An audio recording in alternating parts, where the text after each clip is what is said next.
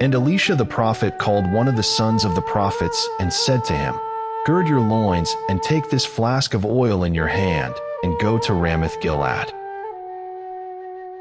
And you shall go there and look there for Jehu son of Jehoshaphat, son of Nimshi, and go in and make him rise up from among his brothers and take him to an inner room. And take the flask of oil and pour it on his head and say, Thus said Yahweh, I have anointed you sovereign over Israel. Then you shall open the door and flee and do not wait.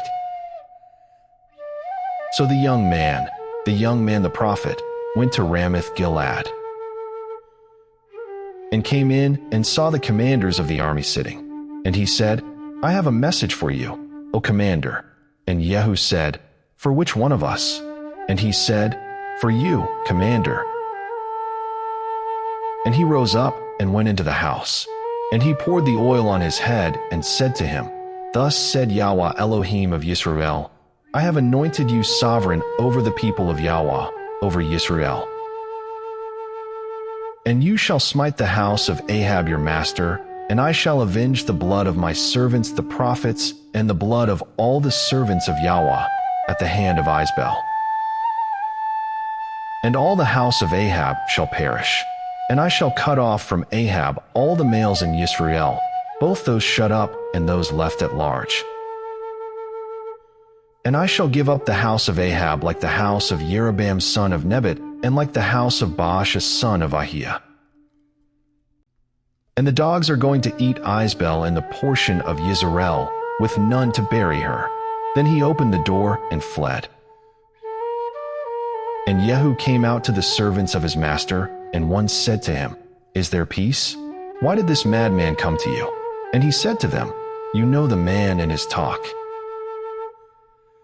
And they said, A lie? Reveal it to us now. So he said, Thus and thus he spoke to me, saying, Thus said Yahweh, I have anointed you sovereign over Yisrael. And they hurried, and each one took his garment and put it under him on the top of the steps. And they blew a ram's horn, saying, Jehu reigns. Thus Jehu, son of Jehoshaphat, son of Nimshi, conspired against Joram. Now Joram had been guarding Ramoth-Gilead, he and all Yisrael, against Hazael sovereign of Aram.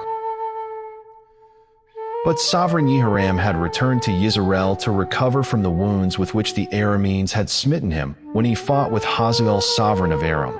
Jehu now said, If this is your desire, let no one leave or escape from the city to go and make it known in Yisrael. And Jehu rode in a chariot and went to Yisrael, for Joram was laid up there. And Ahaziah, sovereign of Yehudah, had come down to see Joram. And a watchman stood on the tower in Yisrael, and he saw the company of Jehu as he came, and said, I see a company of men. And Jehoram said, Get a horseman and send him to meet them, and let him say, Is there peace? And the horseman went to meet him and said, Thus said the sovereign, Is there peace? And Jehu said, What have you to do with peace? Turn around and follow me. And the watchman spoke, saying, The messenger went to them, but is not coming back. Then he sent out a second horseman who came to them and said, Thus said the sovereign, Is there peace? And Jehu answered, What have you to do with peace? Turn around and follow me. And the watchman spoke, saying, He went up to them and is not coming back. And the driving is like the driving of Jehu son of Nimshi, for he drives madly. Then Jehoram said, Hitch up. And his chariot was hitched up. And Jehoram sovereign of Yisrael and Ahaziah sovereign of Yehudah went out, each in his chariot. And they went out to meet Jehu, and met him on the portion of Naboth the Yisraelite. And it came to be, when Jehoram saw Jehu, that he said, Is there peace, Jehu? But he answered, What peace, as long as the whorings of your mother Isbel and her witchcraft are so many? Thereupon Jehoram turned his hands around and fled, and said to Ahaziah, Treachery, O Ahaziah! And Jehu drew his bow and shot Jehoram between his arms.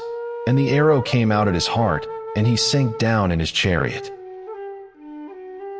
And Jehu said to Bidkar his officer, "Take him up and throw him into the portion of the field of Naboth the Yisraelite. Remember how you and I were riding together behind Ahab his father, and Yahweh lifted up this pronouncement against him. Have I not seen the blood of Naboth and the blood of his sons last night, declares Yahweh, and I shall repay you in this portion, declares Yahweh. And now, take up, throw him on the portion, according to the word of Yahweh." And Ahaziah, sovereign of Yehudah, saw this and fled up the way to Beth Hagan. And Jehu pursued him and said, "Smite him too, in the chariot, at the ascent to Gur, which is by Yabelam." And he fled to Megiddo and died there. Then his servants conveyed him in the chariot to Jerusalem and buried him in his tomb with his fathers in the city of David.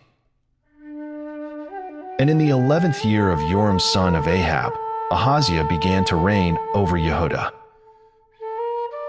And Jehu came to Yisrael, and Isabel heard of it. And she put paint on her eyes, and adorned her head, and looked through a window. And as Jehu came to the gate, she said, "Is it peace, Zimri, slayer of your master?" And he lifted up his face to the window, and said, "Who is with me? Who?" And 3 eunuchs looked down to him. And he said, "Throw her down." And they threw her down, and some of her blood spattered on the wall and on the horses, and he trampled her underfoot. And he went in, and he ate and drank, and said, "Go now, see to this cursed one, and bury her, for she was a sovereign's daughter." So they went to bury her, but all they found of her was the skull and the feet and the palms of the hands. And they came back and informed him. And he said, "This is the word of Yahweh, which he spoke by his servant Eliyahu the Tishbite, saying, In the portion of Yisrael dogs are going to eat the flesh of Isbel. And the corpse of Isbel shall be as dung on the surface of the field, in the portion of Yisrael, so that they do not say, This is Isbel.